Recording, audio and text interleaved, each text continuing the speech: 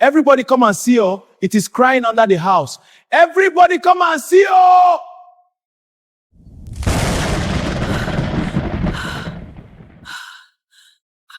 No one in the village knew why the wealthy Chief Obi refused to sleep in his mansion until the night the madman revealed what was buried under the foundation. The village of Umuaka was the kind of place where life moved slowly. And above them all, like a quiet presence everyone trusted, stood the name Chief Obi. To speak his name was to speak of kindness. People said it with relief, with gratitude, with pride. Chief Obi paid my daughter's school fees. He brought food when my children were hungry. He fixed the shrine road with his own money. In Umuaka, kindness traveled fast, and Chief Obi's kindness traveled the fastest. When a widow named Mama Neka broke down crying in the market because her son had been sent home from school, Chief Obi did not make a show of it. He listened quietly. Then he reached into his pocket, folded some money, and pressed it into her palm and said, "Dry your tears. Let the boy return to school tomorrow." Mama Neka wept harder, not from pain, but from relief. When hunger came during a harsh dry season, Chief Obi's trucks arrived before complaints did. Bags of rice, tubs of oil, beans and salt shared without conditions. When heavy rains damaged the road leading to the ancestral shrine, it was Chief Obi who paid for repairs, saying only, "Our ancestors deserve respect." Children waved whenever he passed. Women prayed for him at night. Elders nodded when his name was mentioned. And then came the Christmas that would later be remembered with shame and silence. That year, Chief Obi gave more than ever before. The village square transformed into celebration. Palm fronds decorated poles, drums beat with joy, their sound bouncing off clay walls and open skies. Dust rose as children danced barefoot, laughter spilling from their mouths. Chief Obi's servants arrived with gifts stacked high, wrappers of bright colors, goats tied gently with rope, yams piled like hills, cartons of food, envelopes thick with new notes. Women sang songs in his praise. "May your wealth never dry. May you live long and strong. May your children bury you."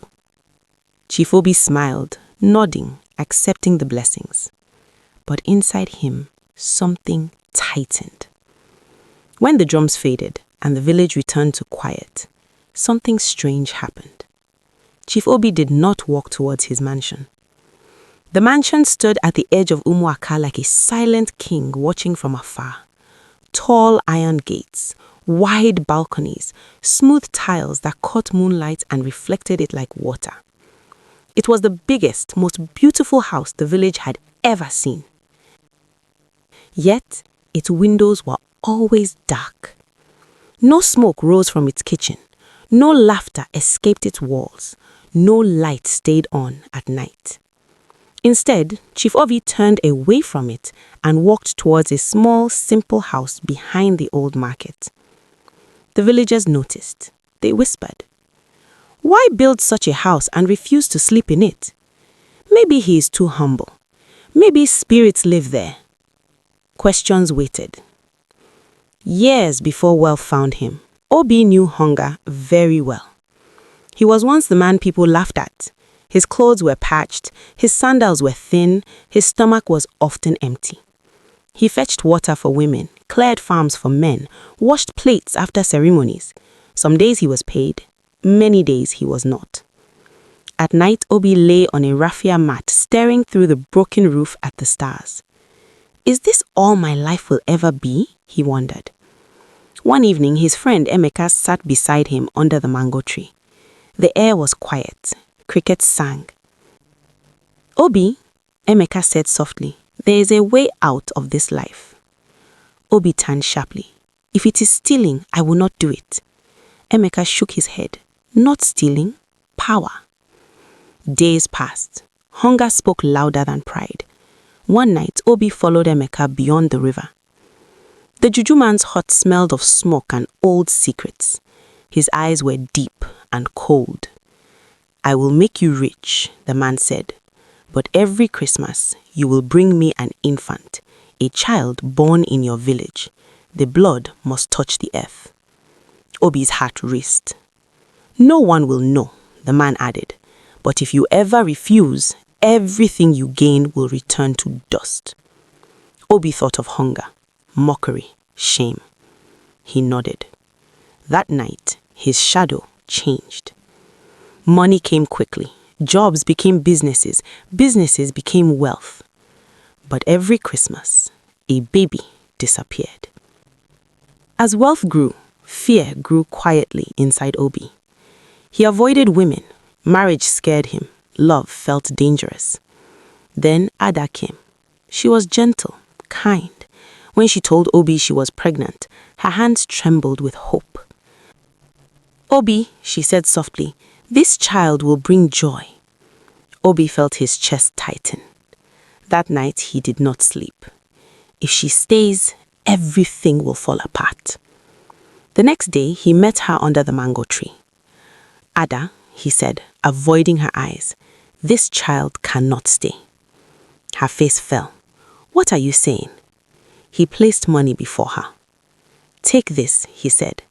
"Go far. Start again." Tears filled her eyes. "Obi, this is your child." He hardened his heart. "I am saving her," he told himself. "This is mercy." Years passed, and then madness walked into the mansion. They called him Chima. He spoke to trees, laughed alone. Children mocked him. That night, rain fell hard. Thunder shook the sky. While villagers hid indoors, Chima slipped through the mansion gate. No one knew how. Suddenly, screams pierced the rain. Come and see, oh! It is crying under the house. Doors opened, lamps flickered. Villagers ran towards the mansion, hearts pounding. They found Chima standing in the rain, shaking, pointing wildly. "It is crying under the house," he screamed. Fear spread like fire. Men hesitated. Women clutched their wrappers. Elders exchanged uneasy glances. Finally, someone said, "Dig." The earth resisted at first, then gave way. A small body emerged, wrapped in red cloth.